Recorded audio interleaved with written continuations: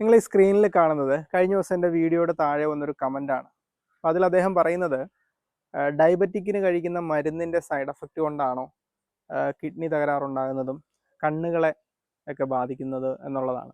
അതല്ലെങ്കിൽ ഈ മരുന്നുകൾ കഴിക്കാതിരുന്നാൽ പ്രമേഹം പെട്ടെന്ന് കണ്ണുകളെയും കിഡ്നിയൊക്കെ ബാധിക്കുമോ, അങ്ങനെ ഒരു ഭാഗം പറയുന്നുണ്ടല്ലോ. അപ്പം ഞാൻ പലപ്പോഴും പറയുന്നത് മരുന്നുകളില്ലാതെ തന്നെ നമുക്ക് പ്രമേഹം നിയന്ത്രിക്കാമെന്നാണ്.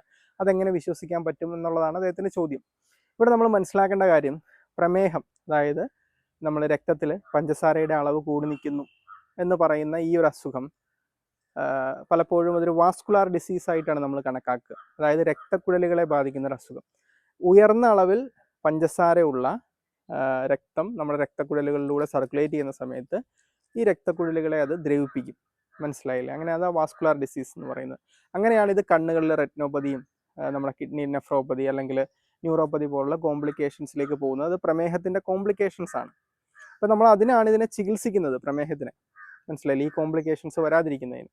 അപ്പോൾ അത് ചികിത്സിക്കുന്ന സമയത്ത് നമ്മൾ അതിനൊരു 100 പോയിൻ്റായിട്ട് ചികിത്സയെ കണ്ടാൽ അതിലൊരു 80 പോയിൻറ്റും നമ്മളുടെ ജീവിതശൈലി ക്രമീകരണത്തിലാണ് കിടക്കുന്നത്. കൃത്യമായിട്ടുള്ള ആഹാരം, എക്സർസൈസ്, വ്യായാമം, അതിനോടൊപ്പം തന്നെ സ്ട്രെസ്സ് കുറയ്ക്കുക, അമിതവണ്ണം ഉണ്ടെങ്കിൽ അത് കുറയ്ക്കുക, ഈ രീതിയിലുള്ള കാര്യങ്ങളാണ് ഇതിൽ ഏറ്റവും ഇമ്പോർട്ടൻ്റ് ആയിട്ട് വരുന്ന ഒരു 80 പോയിന്റിന്. ബാക്കി ഒരു 20 പോയിന്റ് മരുന്ന് വർക്ക് ചെയ്യുന്നുള്ളൂ പ്രമേഹത്തിൽ. അപ്പം നമ്മൾ പലപ്പോഴും ആളുകൾ ഈ ഒരു 80 പോയിന്റ്, അതായത് ഈ ജീവിതശൈലി കൃത്യമായി ക്രമീകരിക്കാറില്ല.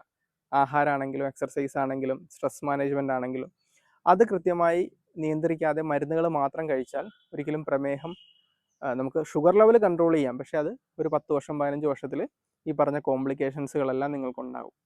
അതാണ് ഞാൻ പലപ്പോഴും പറയുന്നത്, നിങ്ങൾ ഈ ജീവിതശൈലി ക്രമീകരിക്കും, ആഹാരം, എക്സർസൈസ് ഇതുപോലുള്ള കാര്യങ്ങൾ ശ്രദ്ധിച്ചാൽ ഈവൻ നമുക്ക് ആ 20% അല്ലെ 20 പോയിന്റ് വരുന്ന മരുന്നുകളുടെ ഉപയോഗം തന്നെ കുറച്ചുകൊണ്ട് വന്ന് അത് പൂർണ്ണമായും നിർത്തി പ്രമേഹത്തെ വളരെ എഫക്റ്റീവായിട്ട് കൺട്രോൾ ചെയ്യാൻ സാധിക്കും.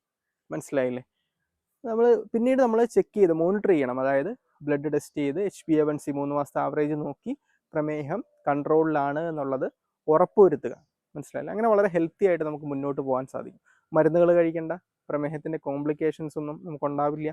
ഈ രീതിയിലാണ് പ്രമേഹത്തെ നമ്മൾ ചികിത്സിച്ച് വരുന്നത്. അവിടെ മരുന്നുകളുടെ ഉപയോഗം നമ്മൾ മെല്ലെ മെല്ലെ കുറച്ചു കൊണ്ടുവന്ന് നിർത്തുക എന്നുള്ളതാണ് നമ്മളുടെ ചികിത്സയിലൂടെ ഉദ്ദേശിക്കുന്നത്. അപ്പോൾ പ്രമേഹത്തിന് സ്വാഭാവികമായും ഉണ്ടാകാൻ സാധ്യതയുള്ള കോംപ്ലിക്കേഷനുകളാണ് ഇദ്ദേഹം ഇവിടെ പറഞ്ഞത്. അപ്പോൾ ഞാൻ പറഞ്ഞ കാര്യങ്ങൾ മനസ്സിലായെന്ന് വിശ്വസിക്കുന്നു. ഈ വീഡിയോ പ്രയോജനപ്പെട്ടാൽ മറ്റുള്ളവർക്ക് ഷെയർ ചെയ്ത് കൊടുക്കുക.